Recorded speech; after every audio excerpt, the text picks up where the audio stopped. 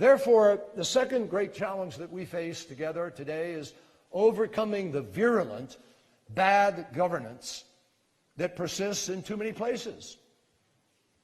The failed and failing states I talked about. We need to do this because we need to build strong, sustainable, global economy that unlocks opportunity rather than stifling it.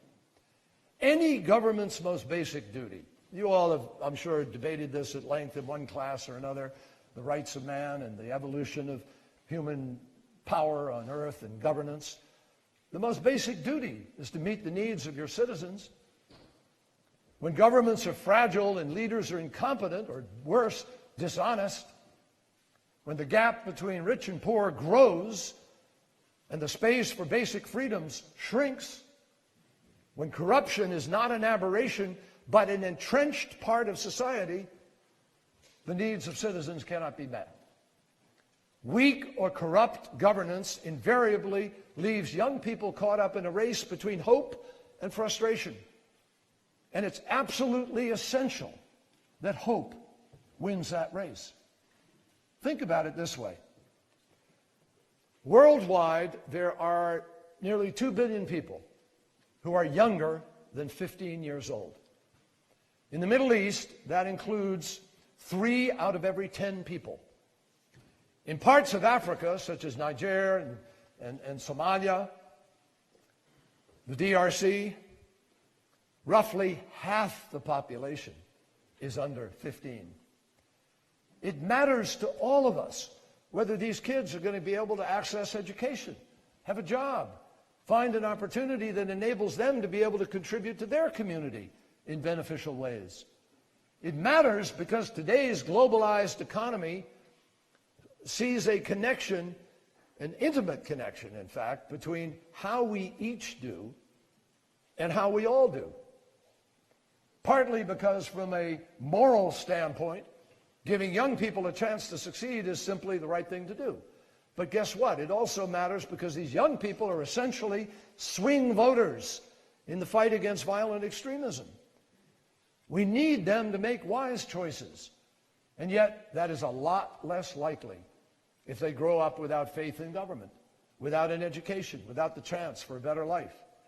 And that means that governments have to break down barriers to innovation. It means making it easier to start up a business. It means improving the climate for foreign investment. It means streamlining bureaucracies and preventing military cronies from crowding out private enterprise. It means giving women and girls an equal chance to compete in the classroom and in the workplace. And this is the only way we are going to meet the needs of the modern world.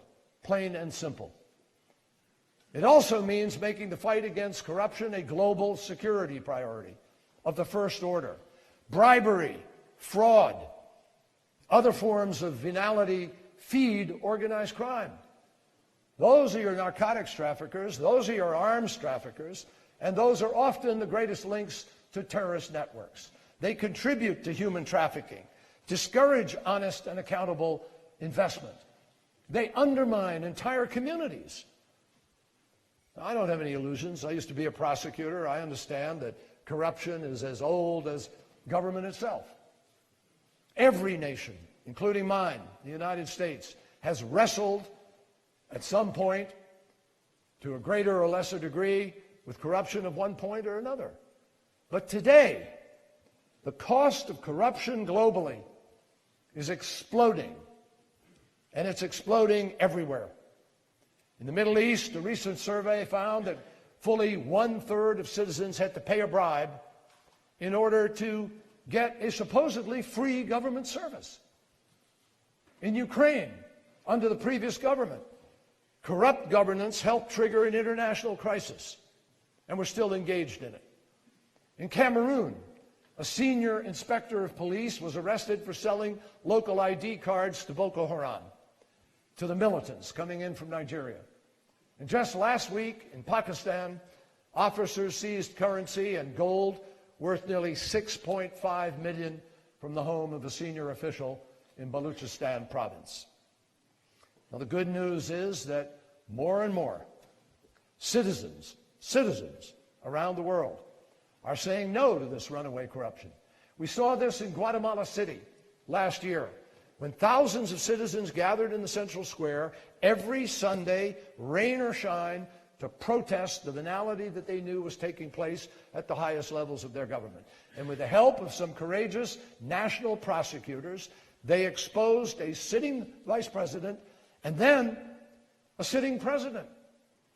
And they put their country's political leaders on notice for many years to come. Tomorrow, I will have the privilege of attending Prime Minister Cameron's Anti-Corruption Summit in London.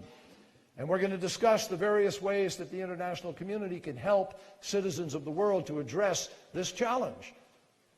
For our part, just last week, President Obama proposed new legislation that would, for the first time, require all 50 states to collect information on shell companies for law enforcement to be able to use, and shed greater light on real estate transactions in cities like Miami or New York, which are used too often to shelter illicit funds. And we have to stop and ask on an international basis how it is that a bunch of generals in a country like Nigeria, which had happened previously, and the new president has run against all of this, and we're working with him now to change it. But Nigeria saw tens of billions of dollars taken out of the country. Those were schools. Those were health care. Those were infrastructure. There was new jobs hidden in bank accounts around the world.